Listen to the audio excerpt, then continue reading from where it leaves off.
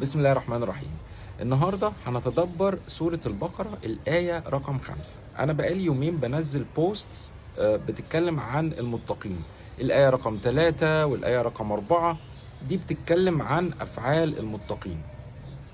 طبعا احنا أول ما فتحنا الكتاب لما عرفنا إن هو لا ريب فيه مفيهوش شك وهدى للمتقين، عرفنا على طول إن احنا محتاجين نبقى من المتقين. ربنا بيشاور لنا عليهم، بيقول لنا خليكوا زي الناس دي. فبصينا على طول الآية رقم 3 بتقول إيه؟ الذين يؤمنون بالغيب ويقيمون الصلاة ومما رزقناهم ينفقون. والآية رقم 4 والذين يؤمنون بما أنزل إليك وما أنزل من قبلك وبالآخرة هم يوقنون. نوصل للنتيجة: أولئك على هدى من ربهم وأولئك هم المفلحون.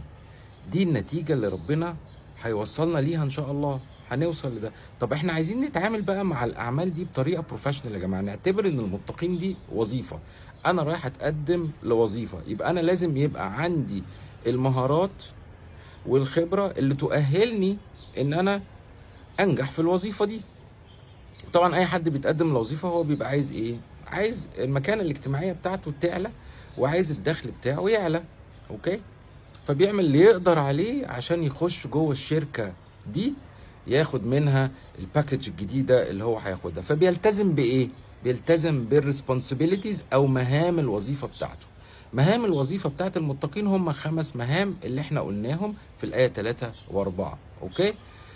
في الشركة بقى انت بتاخد مرتب، هنا انت مش هتاخد مرتب، هنا انت هتاخد حاجة أعظم بقى. في الدنيا هتاخد سكينة وهتاخد هدوء وهتاخد رضا. اوكي؟ والدنيا هتصغر في عينيك وهتبقى متصل بالله. طبعا ده سعاده بقى، انت بتاخد حاجه هنا معنويه مع انك بتاخد ماديه برضو. يعني مما رزقناهم ينفقون، الجنيه اللي بتحطه لو انت بتنفقه في سبيل الله بدي نيتك بتاخد قدامه 10 وساعات 100 وساعات 1000 اصلا، وساعات بيبقى هو بس فيه رضا فما بيخلص.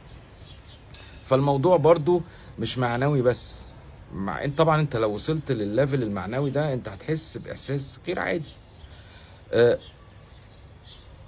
والجايزة الاعظم بقى ان انت هتبقى من المفلحون. في الاخر انت هتوصل للجنة، هتبقى الى جوار الله. طبعا مهم قوي ان انت بقى بتبقى متقين دول بيعملوا زي، عارف لما تقول لحد اتقي الله بيزعل. انا مش عارف ليه الناس بتزعل. اتقي الله دي حاجة تبسط اصلا، لان انا عايز اتقي الله. اتقي الله يعني ايه؟ يعني خايف من غضبه، طمعان في رضاه.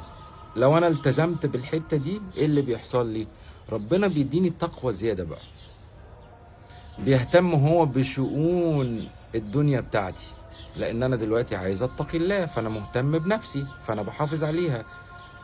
فبيعمل لي الوقايه والحفظ من اي حاجه تاذيني في الدنيا. بيخلي الملائكه اوليائي. بتحس على فكره بالكلام ده طول ما انت بتتحرك في حياتك. فانت دلوقتي عندك وقايه دبل، انت بتقي نفسك، انت مركز على نفسك عشان تبقى من المتقين، وربنا عامل لك وقايه وبيحفظك من بره عشان انت بقيت عبد من عباده وراجع اليه. فاكيد طبعا هيحافظ عليك وهيحميك لغايه لما توصل في الاخر وتبقى من المفلحون. في التدبرات الجايه ان شاء الله هنخش في الكافرين والمنافقين، حاجه صعبه جدا، ربنا يبعدنا عنهم. واتمنى يعني ان يكون التدبر ده مفيد ليكم، واراكم ان شاء الله في التدبر الجاي. يومكم حلو ان شاء الله.